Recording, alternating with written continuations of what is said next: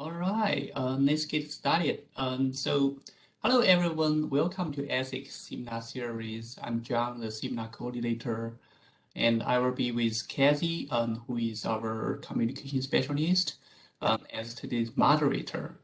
And our director, and Williams, is also joining us.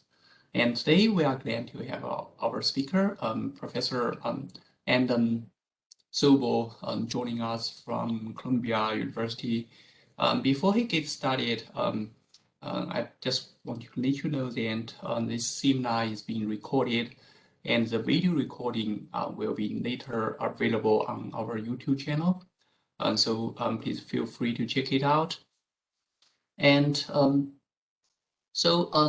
speaker, Professor Andon Sobel, is a professor at Columbia University's Lehman Dorsey Earth Observatory and Engineering School. He studies the dynamics of climate and weather, particularly in the tropics. In recent years, he's been particularly focused on understanding the risk to society from extreme weather events and climate change. Sobel has received awards from the AMS, the AXA Research Fund, and the AGU. He is author and co-author of over 200 peer-reviewed papers, a book, Storm Surge, about Hurricane Sandy and climate change, and many open EDs and articles in the mainstream media, including the New York Times, CNN, Los Angeles Times, and many others. He currently hosts a podcast, Deep Convection, featuring wide-ranging conversation with other climate scientists. So let's welcome the speaker, and I'm going to turn this over to Professor Sobel. So please go ahead. Thank you so much, John. I'm going to share my screen. Thanks everyone for having me and for attending virtually. So this talk is not about extreme events, although it is true that I spend a lot of time working on those, but instead another topic that I've been working on for many years with a number of collaborators, that being intraseasonal variability, especially the MJO and Boreal Summer Intraseasonal Oscillation. And I'll give brief explanations of what those things are, but I'm guessing most of you have heard of them.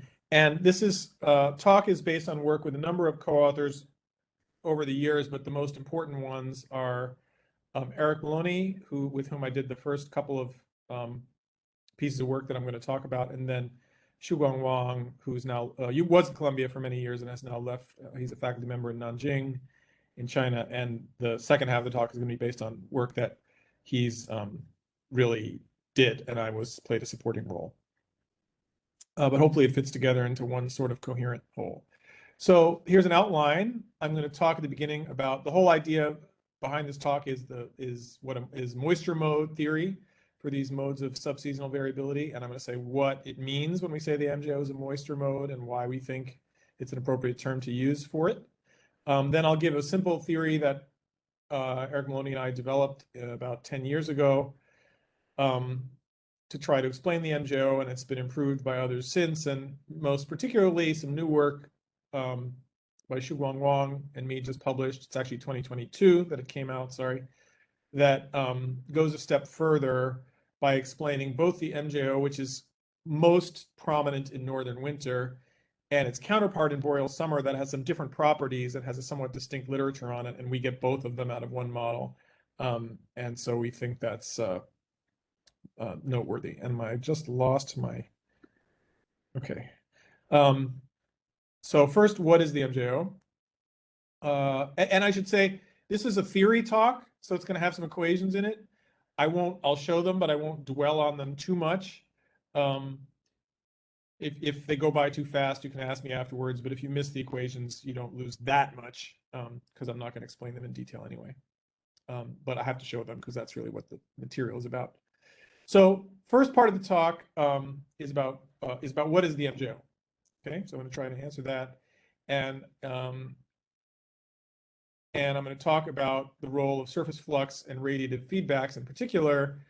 These are ideas that go back several decades, but by now there's a lot of evidence that the MJO is maintained by feedbacks involving surface fluxes and radiation. I'm giving you the sort of headline up front. I'll explain these things more in the next few slides. And this is one of the consequences of this is that surface fluxes and radiation are processes that change moist static energy. I'll talk a lot about moist static energy. I could use moist entropy and it wouldn't change things much, but I'm just picking moist static energy. And convection alone does not change the moist static energy. So we'll see why that matters in a bit.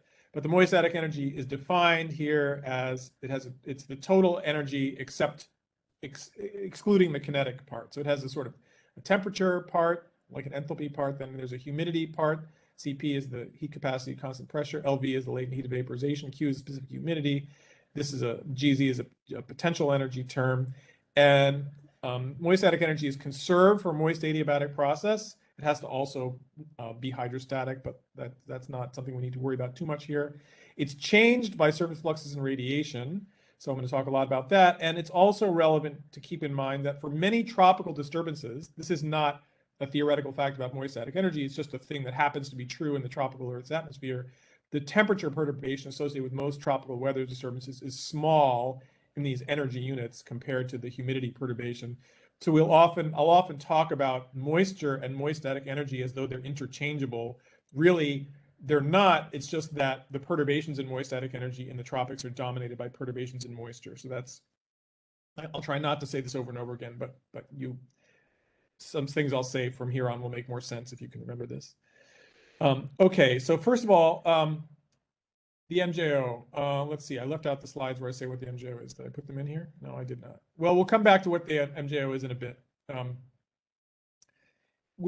hoping that people know what the MJO is, but I'll show some pictures of it later in the talk. It's a subseasonal mode of variability that propagates eastward in the tropics and is dominated by zonal winds, has periods of 30 to 60 days. And the early theories,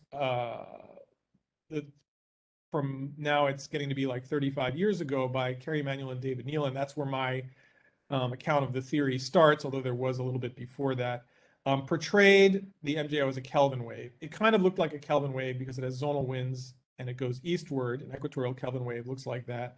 And they modeled it as destabilized or driven, maintained by surface flux perturbations induced by the wind speeds associated with the Kelvin wave itself. So if these are dry isentropic surfaces, a Kelvin wave propagating to the right would be relatively warm on the right side and cool on the left side as it goes eastward. And in an easterly mean flow, which you mostly have in the tropics, the extra perturbation winds due to the Kelvin waves would give you stronger surface fluxes ahead of the wave, which would help it propagate, and also by being co-located with the convection itself would amplify it by giving you extra heating where it's warm, essentially, by moving the heating to where it's warm.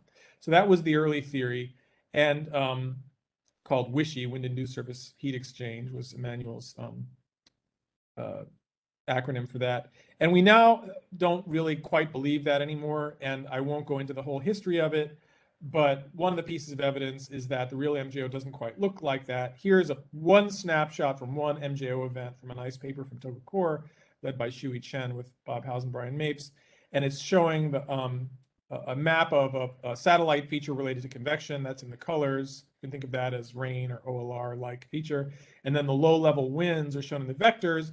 And you can see that the really strong winds sort of lag the convection a bit. And that means the strongest surface fluxes also lag the convection. And so that doesn't look like this. The enhanced surface fluxes are actually back here. So this theory wouldn't work. Can you see my mouse? Maybe you can. So this theory doesn't quite work. So that kind of put a dent in the idea that surface fluxes are important to the MJO.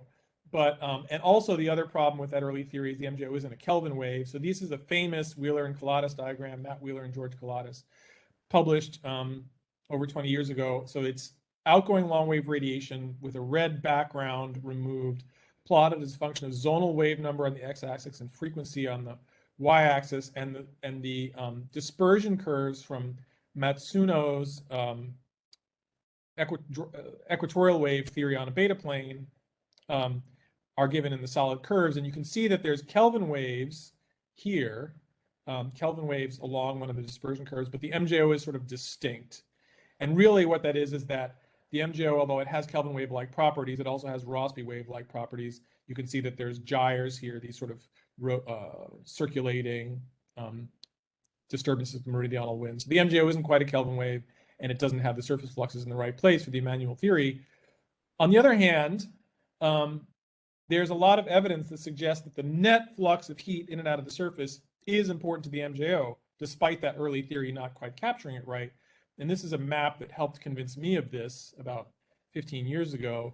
This is a map of, two maps rather, one for the northern summer season more or less and the northern winter season when the MJO is dominant. What it shows is the variance in precipitation at 30 to 90 day frequencies. So this is the variation in the intraseasonal band. You can think of it as sort of the amplitude of intraseasonal variability, of which the MJO is the dominant one, at least in northern summer. And you can see that if you look close, it sort of looks like the mean rainfall. The variance is a lot where you expect rain in the South Pacific Convergence Zone and the Indian Ocean and so on, in the ITCZ. But it avoids land. There's much more variance over ocean than land. And the biggest difference between ocean and land is that ocean can sustain a net heat flux out of the surface on these time scales because it has a high heat capacity. So it can take a lot of energy to heat up and cool it down. The land cannot because it doesn't have a heat capacity. So you would expect more variance over ocean and land if the heat flux out of the surface were important. There are, in fact, if you look over the ocean, observations show that there are big differences in heat flux in and out of the ocean. This is from an old paper by Shinoda et al., Harry Hendon and others, I believe. And it's just a schematic, but it shows that the net heat flux out of the ocean in an active phase, the MJO, is greater than the flux out of the ocean in a suppressed phase, the MJO, with the difference being close to 150 watt per meter squared. So the MJO is sustained by net heat flux, does have net heat flux perturbations associated with it, which are quite large. So that's consistent with the plot I just showed. Another fact that's worth remembering is that it's not just, this change in heat flux is in part radiative. It's not just latent insensible heat fluxes like in the Emmanuel theory.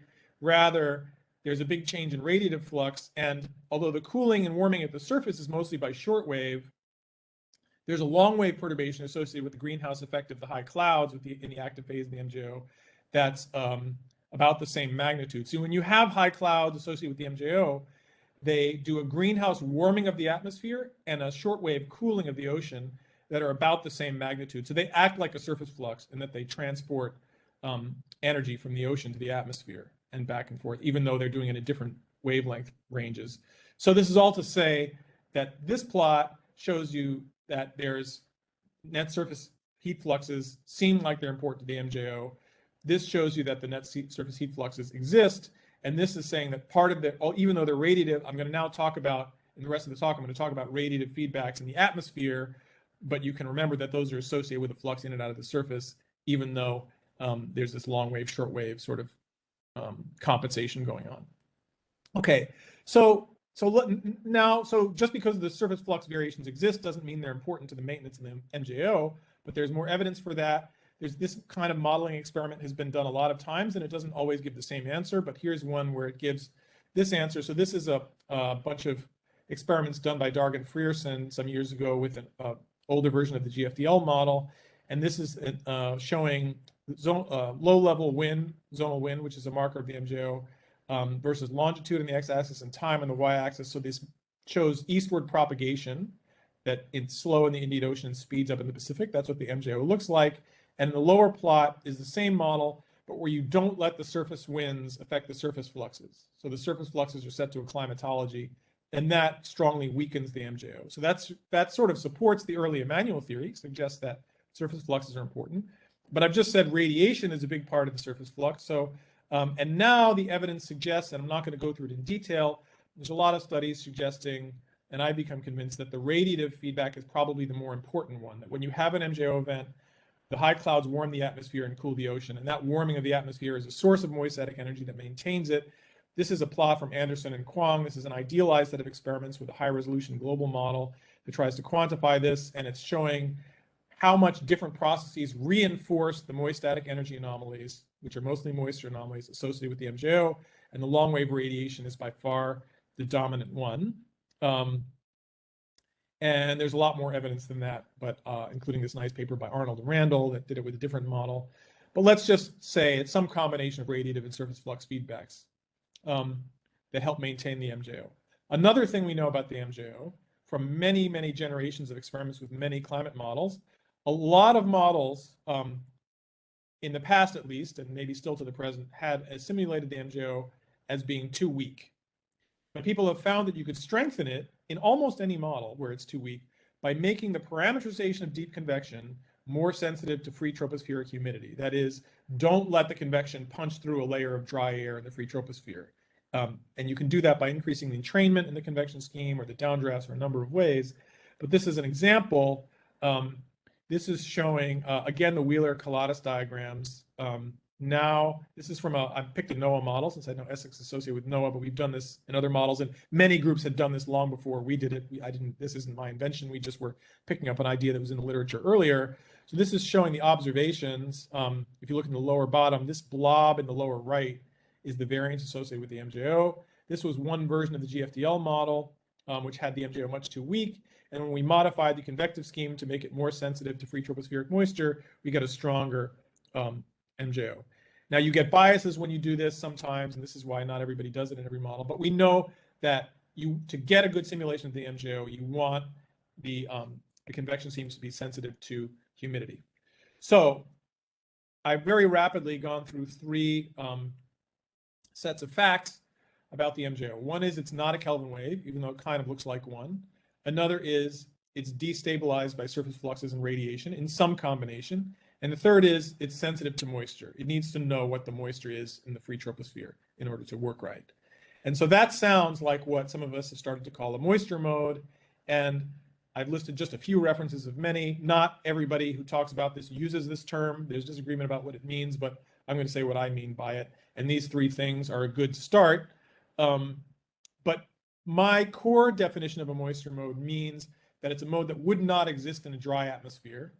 And it also would not exist in an atmosphere in which the specific humidity is simply slave to temperature, as if you just assume constant relative humidity. You need, to get a moisture mode, in my definition, you need in your model a prognostic equation for moisture. And that might seem like you need an actual time derivative where you predict the moisture interactively. And that might seem like a rather simple thing, but actually in much of the early history of tropical meteorology, theoretical tropical meteorology, all the classic models of tropical variability, including the MJO, did not predict moisture prognostically, including the convective instability of the second kind and wishing models. None of them did that. So this is a big change in our thinking about the MJO over the last, I would say, 10, 20 years, that we now believe you need interactive moisture. And that's, to me, the minimal definition of a moisture mode. And it's common to, this is an aside, sorry, there's a lot of debate about the, there's been a lot of debate about MJO theories and which one is right. But if you believe the MJO is a moisture mode, then you would want to diagnose it using the moist static energy budget. And this goes back to work by Nealon and Held and others much earlier. But moist static energy budget, the gross moist stability is a concept that comes up in this context. And now it's very common to do this. There's tons of papers in models and reanalysis and observations diagnosing the MJO using moist static energy budget. So to me, I think that shows that the moisture mode view is kind of becoming the consensus view, because that's what motivates people to do this. But I won't review these studies anymore, but I think they're part of the background that of this work. So let's see. Okay, so now I'm going to tell you the theory that Eric and I developed about a decade ago. And you'll see why we call it semi-empirical in a moment. And this is the model in a nutshell. So I'm not going to go in huge detail, but it's just one equation. So here W is column integrated moist static energy, but we also assume that the moisture is the thing that varies to make the moist static energy vary, as I introduced in the beginning. So we called it W for reasons that I now regret. But anyway, W is the column integrated moisture or moist static energy. And it's just one equation. There's no momentum equation in this model. It's just a moisture equation, or really a moist static energy equation, with tendency, zonal advection by a background wind, which here we assume to be westerly, And that's important because in the early wishy theory, if you remember, it was assumed background mean easterlies, but the MJO is strongest in the Indian Ocean and westernmost Pacific in the warm pool, where in the monsoon times, the winds, low-level winds are westerlies. And that's one of the reasons why the early wishy theory wasn't right. So here we have assume a background westerlies, which means that the strongest surface fluxes are going to be where the perturbation winds are also westerly. So that's our zonal advection term. Very quickly, this is a vertical advection term. It might not look like it, but precipitation is like P is precipitation, which is taken proportional to moisture. It's a very simple convection scheme that reflects what we know from the GCMs. The precipitation should depend on the column moisture. And this is a so-called normalized gross moist stability. I won't explain this in detail, but this is really, precipitation gives you heating, which gives you vertical motion, which gives you advection of moist static energy. This is generally a small term, but it's there. Latent heat flux changes moist static energy, and so does radiative cooling.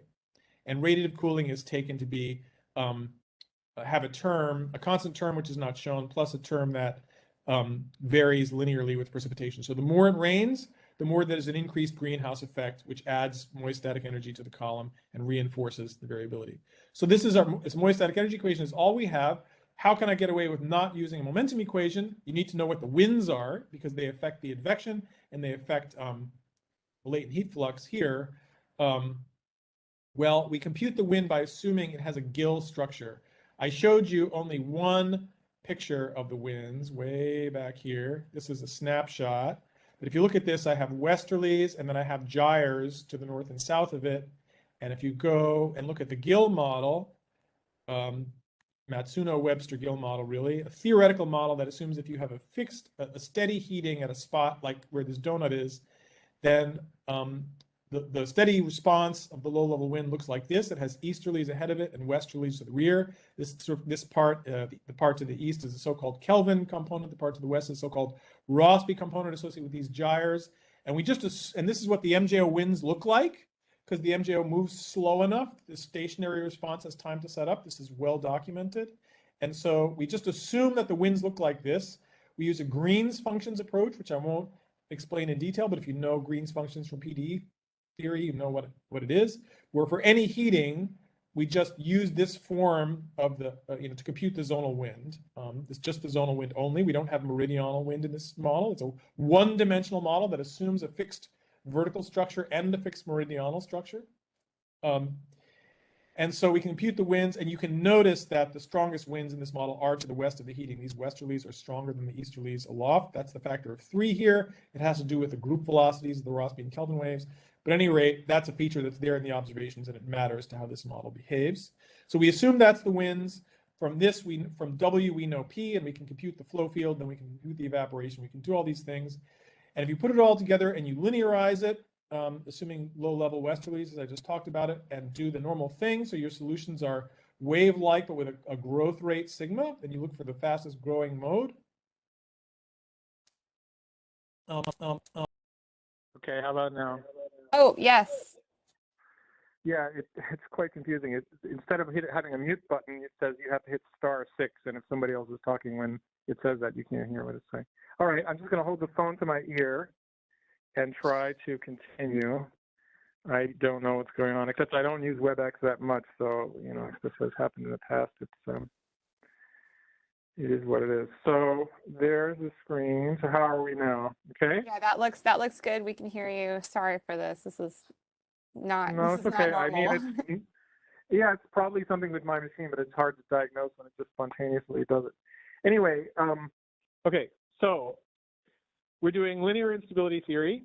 So if our model is good, this is classic. You want to see the most unstable mode. So the MJO is large, planetary scale, and goes slow. I'm sorry, I should have given my slides at the beginning that showed that, but I reorganized the talk and haven't. If you didn't know that, it's planetary in spatial scale and slow in frequency and goes eastward.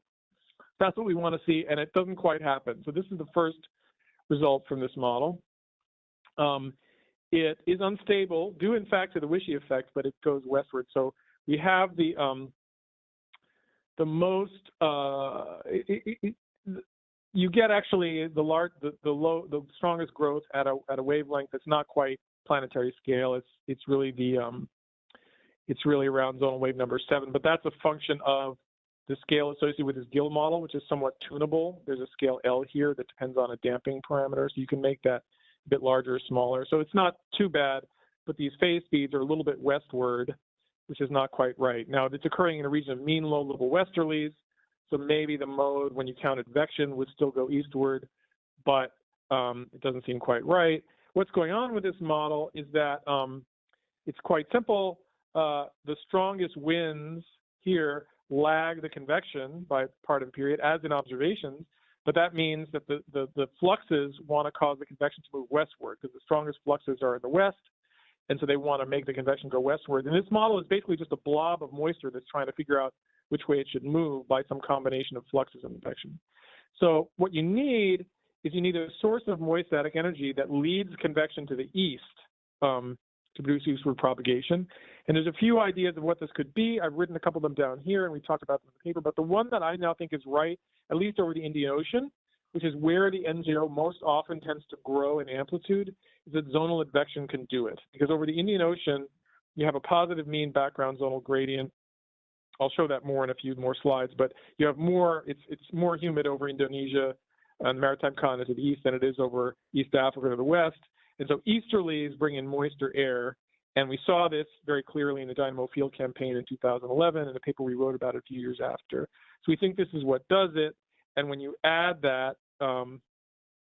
you add in, these processes to the model. So for example, if you have a mean gradient of moisture that's positive, then you get a term that gives you moistening in easterlies, and that is, but the surface flux is also proportional to zonal wind at low levels. They both are. So when you add them, it depends which one is greater.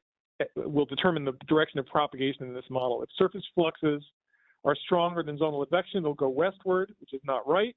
And if the zonal advection is stronger, it'll go eastward.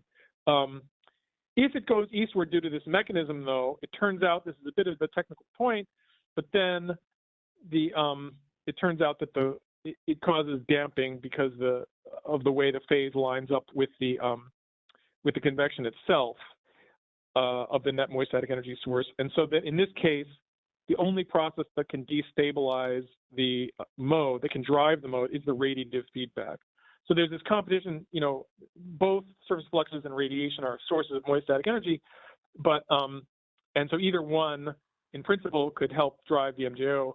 In this model, you can show that it has to be the radiation. Now, this model has a lot of assumptions, not all of which I've discussed in detail, but at least that is one of many pieces of evidence that leads us to believe the radiation is really important in destabilizing the MJO.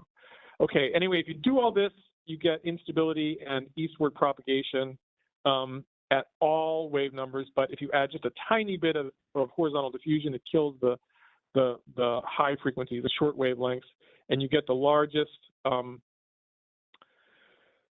growth rates and eastward phase speeds at the largest scale, which is what you want for the MJO. The eastward phase speeds are still very slow, maybe too slow compared to observations, although it depends what you think the role of the advection is by the mean flow, which remember is eastward or westerly.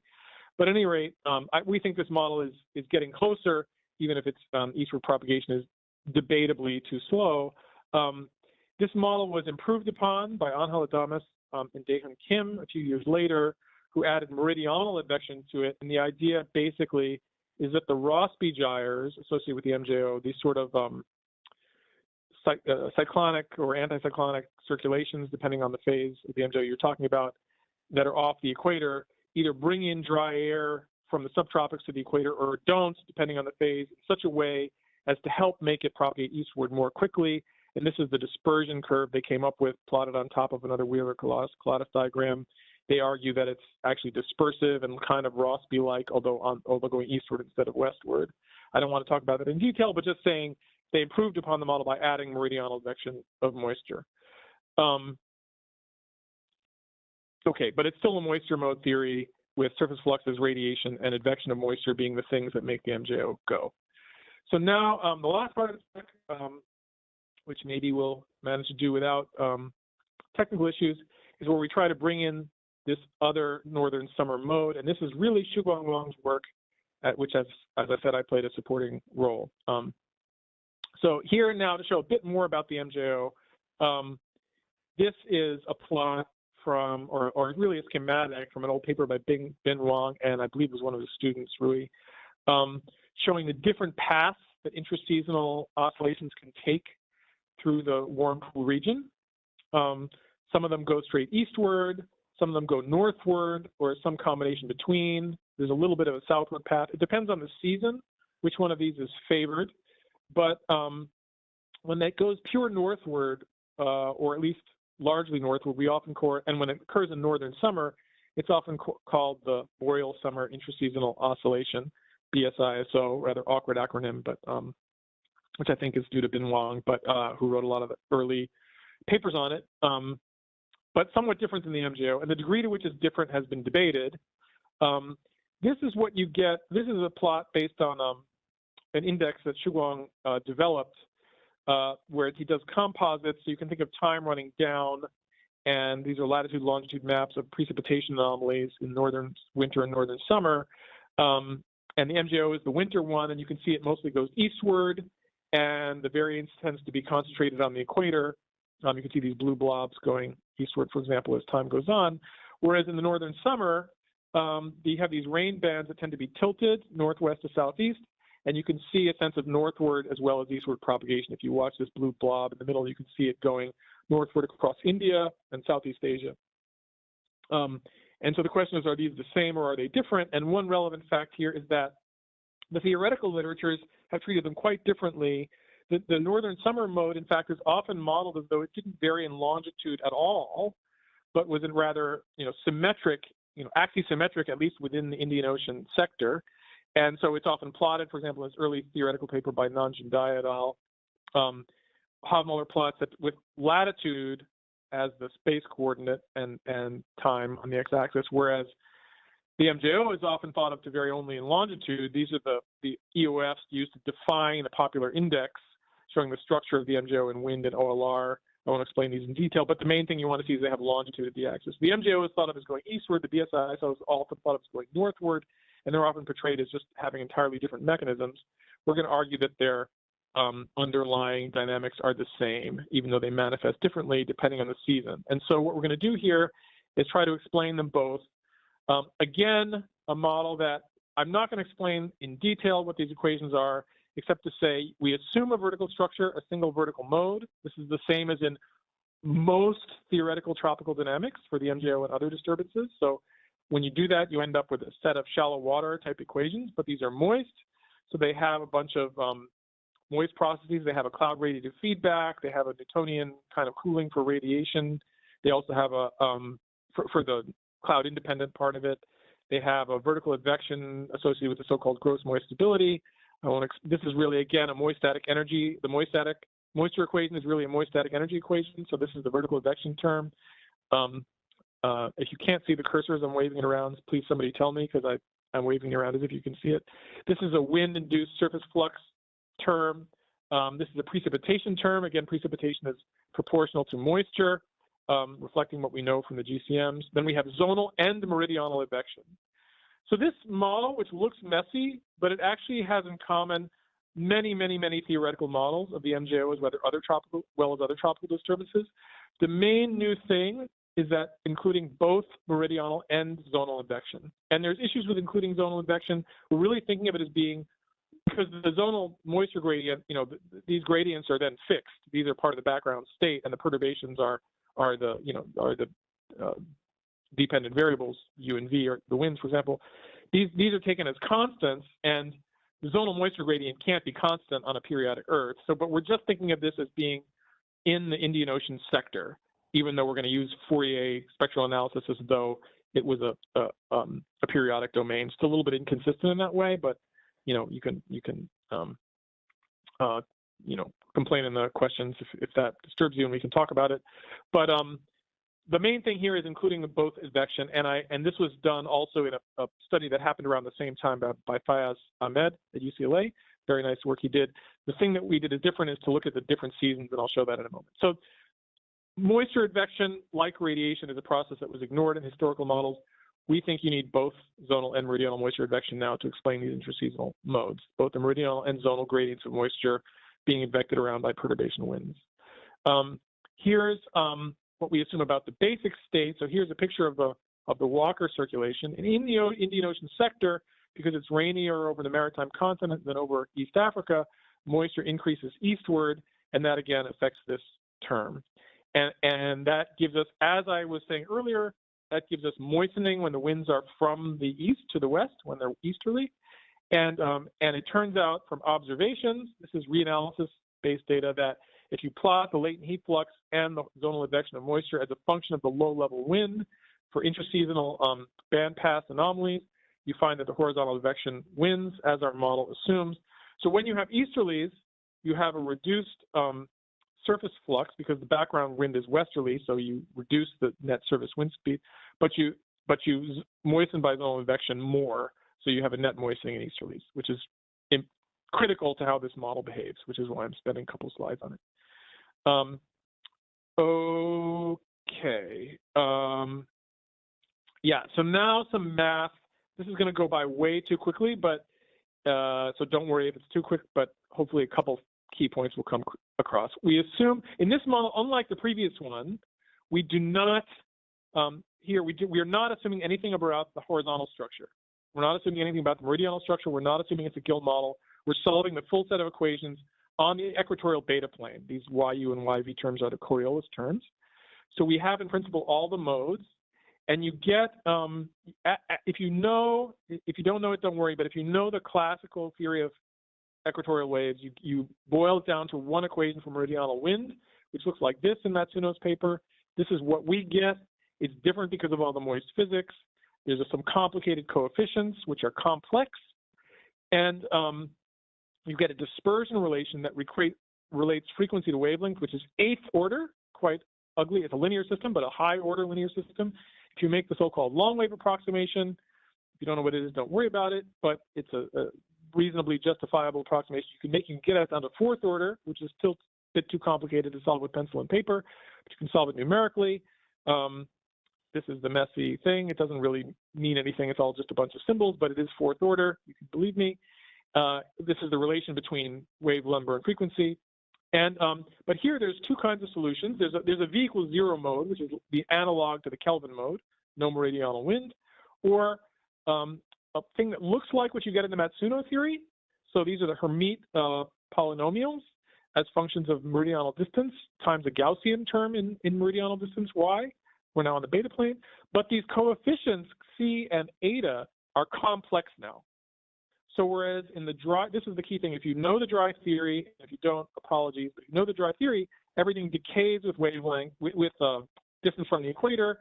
So you have trapped waves around the equator, and that's Matsuno's theory. Here, you can have a part that oscillates as e to the I y squared. And so that gives you oscillation in latitude, even for the gravest mode. So n is a sort of index, a mode index. It's like a meridional wave number. It's an integer, but it denotes meridional wave number. Even for n equals 1, you get oscillations in latitude that oscillate increasingly rapidly with latitude because it depends on y squared. So that's a technical point, but it's important to understanding what's new about this model. The HN or the Hermit polynomials, if you've never seen them before, just there's some functions that are alternating odd and even. The first one's a constant, the next one is linear in y, the next one is quadratic, etc. And these scaling factors are complex, so this is what I just said. You get oscillation to latitude. This does not happen in the dry theory. And we still keep solutions that don't have net decay towards infinity because we have to satisfy a boundary condition that you don't want. You want something that's trapped around the equator, even though it can oscillate. So now to get to the point, we consider the solutions as a function of the meridional moisture gradient. So remember, I have these parameters. I have a lot of free parameters in this problem. I have various physics parameters, but among them are these moisture gradients in x and y. So the x gradient over the Indian Ocean is always assumed positive, but the y gradient varies with the season. So here's what it looks like in northern winter, column water vapor. See, it's sort of moist around the equator and dry on either side. So it's relatively large meridional moisture gradient. But in the northern hemisphere summer, in the Indian Ocean, the moisture gradients actually reverse. It's either small or actually reversed. The moisture actually increases with latitude in the northern hemisphere. Now we are making our state symmetric about the equator, so we're artificially increasing in the summer hemisphere too. the actual BSISO is not symmetric about the equator, but we think we can capture some of the essential dynamics. So when we make this, so this Q naught is telling us the meridional moisture gradient, and when it's large, we're in winter, and when it's small, we're in summer. That's what I want you to remember. And here's the dispersion curves. And by the way, solving this fourth order dispersion relation is a tricky thing. We got a solver from Carey Emanuel, which is much appreciated. You have to do it numerically. You can't write down the dispersion relation. But you get, and this is showing the n=1 mode and the v=0 mode, the Kelvin-like mode, which behaves somewhat similarly. And they all have the strongest growth rates at the lowest wave numbers. So we get a large scale mode, and we do get phase speeds that are positive. And now of the right order of magnitude, several meters per second in both northern hemisphere, summer and winter. But the big punchline is that the structure changes dramatically with the season. So this is my last real science result, and then I'll summarize. But there's a lot more we could say about this model. We don't understand everything about it. We do understand more than I would say, but this is what the solution looks like. This is geopotential and vertical motion. So the geopotential is in the solid contours, and the vertical motion is in the lighter ones, and the zonal wind is shown in the arrows. And you can see that when the meridional gradient of moisture is 0, like in northern summer, you get these northwest to southeast tilting bands, which have convection associated with them, although I'm not showing it. And there's eastward propagation, but that gives you apparent poleward propagation as well at a fixed point, and you can define a meridional wave number and all of that. And the meridional phase speed behaves reasonably compared to observations, qualitatively at least. And when the moisture gradient is large, like in northern winter, you get a much more MJO-like mode with this sort of gill-like structure, sort of so-called swallowtail structure. And it propagates eastward, and you have much less activity off the equator. So just to remind you, these were the different observational pictures we were trying to explain. And I know it's rather crude and qualitative, but we think this is a substantial success in that we get both of these out of the same model. And we have a claim that the critical parameter that changes is the meridional moisture gradient, which changes with the season. And therefore, we think both the MJO and the BSISO are moisture modes because that's what this model produces at these frequencies. And so the words here are not quite right. This is showing meridional propagation. It actually speeds up a bit. This is the increasing moisture gradient from actually a reversed value to a intermediate value to a northern winter-like value, and the northward propagation. This is time on the y-axis and latitude on the x-axis, and the meridional propagation goes away when you get to the MJO-like state. These are similar plots for observations in Boreal Summer, which looks more like maybe, this one, really, quantitatively. So the key points I've talked rather quickly and had some technical glitches, but just to summarize the second part of the talk, which built on the first part, this theory, which I think supersedes the stuff in the first part, but I wanted to show you that as context, unifies the MJO and the BSISO as different manifestations of the so-called moisture mode over the Indian Ocean, where both modes grow. And by the way, I didn't explain what happened in the Pacific. In the Pacific, none of this works because the moisture gradient is the wrong sign. But if you look at what happens in the observations to the MJO, and I apologize, this is the first time I've given this talk, and I inadvertently dropped a slide or two on the observed structure of the MJO, but what it shows is that as it moves to the Pacific, it tends to speed up and dry out and become more like a Kelvin wave. So I actually think if you want to explain the MJO as the moisture mode, that theory applies over the Indian Ocean, where the growth typically happens, and maybe the maritime continent and westernmost Pacific, and after that it changes. So over that region, which is where the moisture mode theory, I claim, applies, they're both manifestations of the same mode, but the different structures result from the different seasonal states of the moisture field. And a corollary of this is that horizontal advection of moisture in both the zonal and the meridional directions is essential to the existence and structure and behavior of both modes. And there's a sense in which, and we haven't yet been able to formalize this, but there's a sense in which, in this theory, the oscillation sort of seeks a path through the moistest region. And as that extends into the northern hemisphere in summer, it sort of turns the oscillation away from the equator. And here's the references here if anyone's interested, and I will stop there and hope that that was somewhat intelligible, and that if there's any interest, we can have a little discussion about it. Thanks so much for your time and attention. Thanks, Adam. We have some time for questions. If anybody has one, you can go ahead and mute yourself and ask it. Or if you don't have a microphone, just type it in the chat. I'll read it out loud.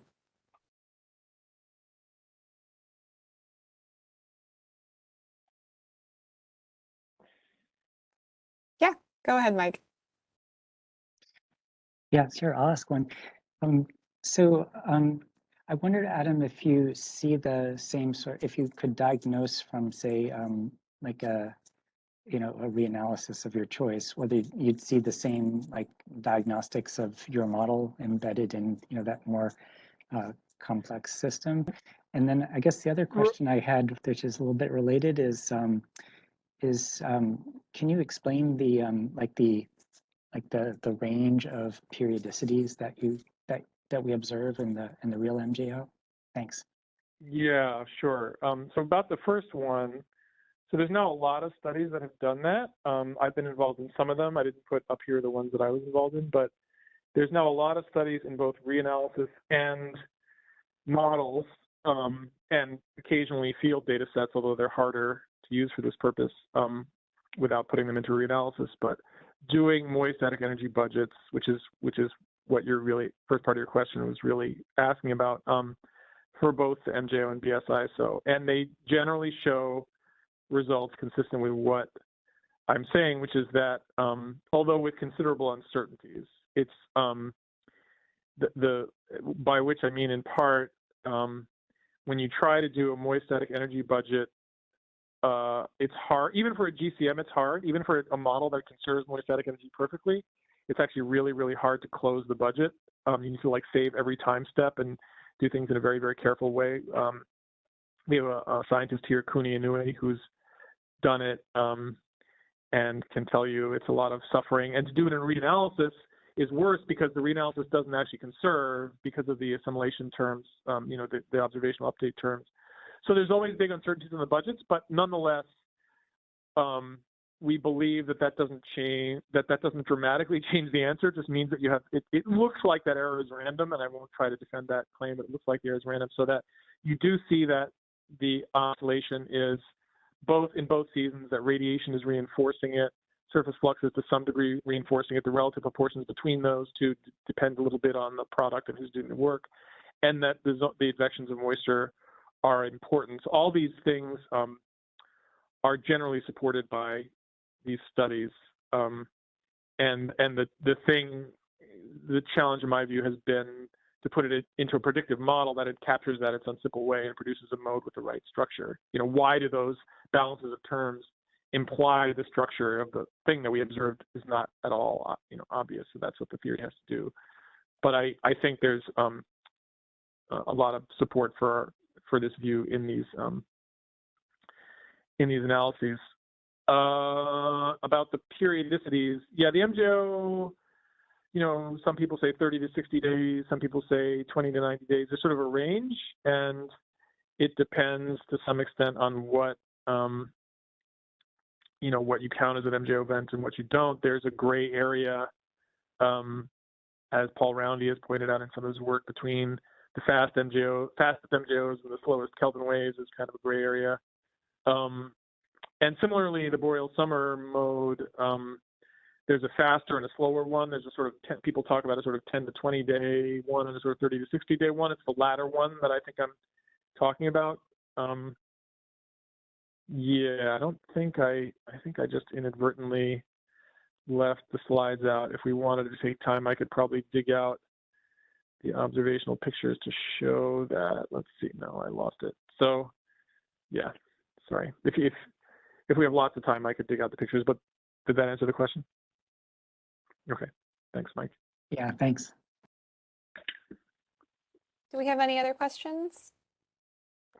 Oh, there is one in the chats. I'm going to just read it out loud. Thanks. It is, Excellent talk. I was wondering if you could briefly discuss how the emergent properties of your linearized model with prescribed moisture gradients compares to other models, e.g. Vallis and Penn, that solve for the self-sustaining propagation with a nonlinear moisture equation. Right. Yeah. So let's see. I'm trying to remember exactly what's in that Vallis paper. I think it's not that different that they have a Gill flow field and then some kind of moisture convergence scheme. They don't have radiation, if I recall correctly, which I sort of don't understand. There's been a few theoretical studies that try to say, you know, we're trying to, maybe this isn't true of Vallis and Penn, I don't remember, but there have been some theoretical studies that sort of write as though it's a virtue to explain the MJO without invoking the radiative feedback, like that's making it too complicated. But there's a lot of evidence that the radiative feedback is in fact operative in nature, so I think it's a strength to incorporate it. If the question is about the structure, I don't think anyone has actually shown that you can get this BSISO-like structure from the same model but also produces an MJO-like mode. I think that's an original result here. There are a lot of models that produce an MJO-like structure one way or another. I mean, basically any heating you put in the atmosphere with a large horizontal scale that moves slow compared to the free wave speeds, that being like the Kelvin or especially the Kelvin wave speed. Any heating that moves slow enough will produce a Gill-like flow field.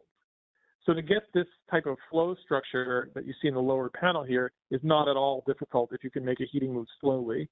The question is what makes it move slowly?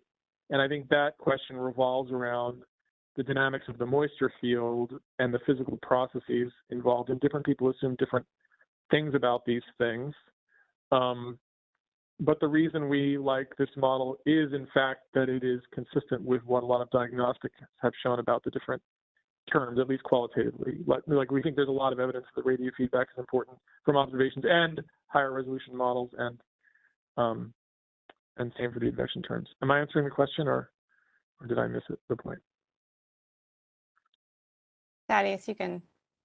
Oh, he says yes. Okay. Thank you very much. Okay, And then great. Dwight also has his hand up. So Dwight, you can go ahead and ask. Yes. Thank you, Adam. Nice talk. This is Dwi. I have a question. It's a practical question. I wonder that the MJO is very clear over the Indian Ocean, and then when over the maritime continent, over the Indonesia, is not clear or weak, and then clear again in the Pacific. And sometimes the MJO is stalled over the maritime continent, so it's not continue to the Pacific. It's only stalled over the Indonesia. So I wonder whether your model also could show that, or what you have insight about this. Yeah, so our model is not yet able to answer questions like that because, you know, as you may notice, it's producing disturbances that are perfectly sinusoidal. I mean, you can see there's no, I mean, these are sinus, maybe you can't tell it's perfectly sinusoidal, but they're just wave-like in the zonal direction. It doesn't know, it's a periodic boundaries. It doesn't know about the zonally varying basic state. So it's a higher order question. We would have to do something like, you know, do a WKB theory or somehow do some more sophisticated things to account for zonal variation in the basic state. However, and I'd very much like to do that problem because I think the problem of the MJO transitioning from a moisture mode to Kelvin mode as it goes across into the Pacific is an interesting and important problem. We've written a couple of papers about it from an observational point of view, but the theory can't yet quite handle it. But what I can say is if you look at this picture,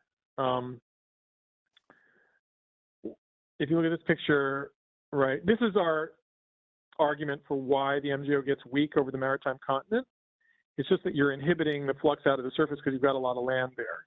So if the MJO is sustained by surface flux anomalies, and remember, my surface flux anomalies include the radiative terms, include the radiative feedbacks, then you would expect it to weaken over the maritime continent. I mean, there's other arguments. There's also mountains there and stuff, but even northern Australia, which doesn't have mountains of any significance, you see the same kind of thing with much more variance over the ocean.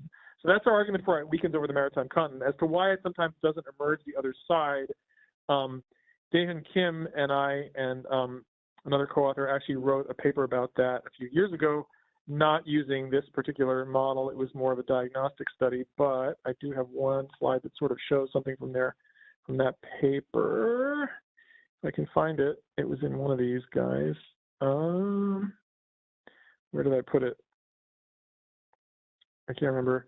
They did have an argument for why the, this is from that paper, Kim et al. 2014. It's an argument for why, paper was actually about why they sometimes cross the maritime continent, sometimes don't. And what he found was that when the active phase over the Indian Ocean is accompanied by a strongly suppressed phase over the Pacific, then the Rossby gyres associated with the suppressed phase give a relative moistening because you flow away from the equator, which inhibits basically the otherwise drying that would come from here, and that helps it go eastward. Whereas sometimes you have an active phase here that isn't associated with a suppressed phase here, and then they tend to stall. So basically, if you have a well-developed MJO with a suppressed phase over the Pacific, then you get eastward propagation, and if you don't, you don't. There's been a few more studies of this since, and it's possible there's more arguments that I've lost track of, but this is the last, this is the state of the art that I understood. There's been studies of when it happens in models and when it doesn't and so on. It continues to be an area of study because it's important from a prediction point of view. But as I say, our theoretical model is still a bit too, it's got enough complexity, and adding zonal variation in the wave itself is not something we've gotten to. But that's what we need to do in order to tackle that question. Thank you. Sure. Any other questions before we close off today? It's my last call. Oh, Mike, yeah, sure. I'll ask one if I'm allowed to. Thanks for sticking around. Do I understand correctly that there's like an implied moisture transport, like eastward and poleward as a response, as a consequence of this moisture mode? Let's asking about if there's a rectified net transport as a consequence of the mode. Yeah, I was asking, like whether if you integrated the moisture transport, whether you'd see significant moisture transport. That is an excellent and interesting question, which I am embarrassed to say I do not immediately know the answer to it. Let's see if I can think about, I feel if I think about it off the top of my head, I'm going to get it wrong. I mean, of course, in this case, in the northern summer case where there's no gradient, in this linear model, I believe there is no poleward transport. But in other cases, there may be, and I have not thought that through. That is a good question, Mike. I wish I could answer it, but I can't. Okay, and does this potentially have implications for how we think of like the way in which MJO might initiate ENSO events? I don't think it has any implications for that, really. I mean, I guess the question would be, I mean, what this theory is trying to do is predict the structure of the modes as a function of the season. Yeah. And or the structure of the modes generally. Why do they go eastward? Why do they have? But I think how they affect ENSO events is a subtle thing. I mean, we know to me, and you tell me, maybe I've gotten behind on this question, but the last time I paid attention to this issue, which was when there's a lot of activity on it in the early 2000s. Yeah, just I was remembering McFadden's I mean, work. when you have westerly wind bursts, right, those are going to affect the thermocline. But the problem is, what I always thought was the problem with getting that to have a big effect on ENSO is that the MJO is relatively high frequency compared to ENSO. So if it's a linear mode, right, that if it's a sinusoidal mode, then you're going to have every westerly wind burst is going to be followed by an easterly wind burst, and to get it to affect ENSO in any but a sort of at anything but high frequencies, you're going to have to somehow rectify that onto lower frequencies, and been a few studies that seem to have ideas about that, but my impression was the literature was a little bit confused on it. So I may be out of date, but I don't. At any rate, I think this theory is at a bit too high a level to have anything. In other words, this theory is not going to tell us anything we don't already know about the observed structure of the MJO, which is what you really need to know, sort of, to understand how it relates to ENSO, isn't it? I mean, I guess to summarize, my understanding of the issues about MJO-ENSO interaction is that the open questions don't really depend on the MJO itself. I mean, we kind of know enough to know about the MJO. The question is what happens to the Pacific thermocline then, and that, is not really a question about the MJO, but almost certainly not one that we can answer with this kind of model, if at all. Yeah, and it's probably important in the Boreal Spring, like when the gradients are all like. Oh, you're saying something about the transitions. I see. Yeah. Right. Yeah. But the moisture gradient is like in the Boreal Spring is kind of like it should be flat, right? Or southward. And I guess this would be important in the Indo-Pacific. Yeah, I don't have maps of it for all the seasons. This is just 2 individual months, but it sort of expands, and I don't. I think, you can get modes with a range. You can get, events with a range of structures. They can't really go poleward until they have a juicy, place to go poleward to. Yeah. But so I don't know. I'm floundering but I think the answer is at this point certainly I don't think I have anything useful to say, although it's a good question. All right. Well, thank you. Appreciate your thinking about it out loud. I'm always willing to do that, for the better or worse. That's the whole point, right, of a seminar, isn't it? Yeah. I guess. Sometimes we make ourselves look foolish, but yeah, there's that too, I suppose. Okay. Thanks, Adam. Yeah. Thanks, Mike. Okay, well, unless someone interrupts me now, I think we are probably good on questions. So thank you, Adam, for giving us this great talk today. Thank you, everyone, for coming. And also thank you to everyone for dealing with these unfortunate technical difficulties that we had. Sorry about that. No, I do not think it is your fault. And I'm happy we figured it out. Okay, everybody have a great rest of your day. We'll continue with our seminar series next week. Okay, bye. Bye-bye. Thank you, Adam. Bye-bye.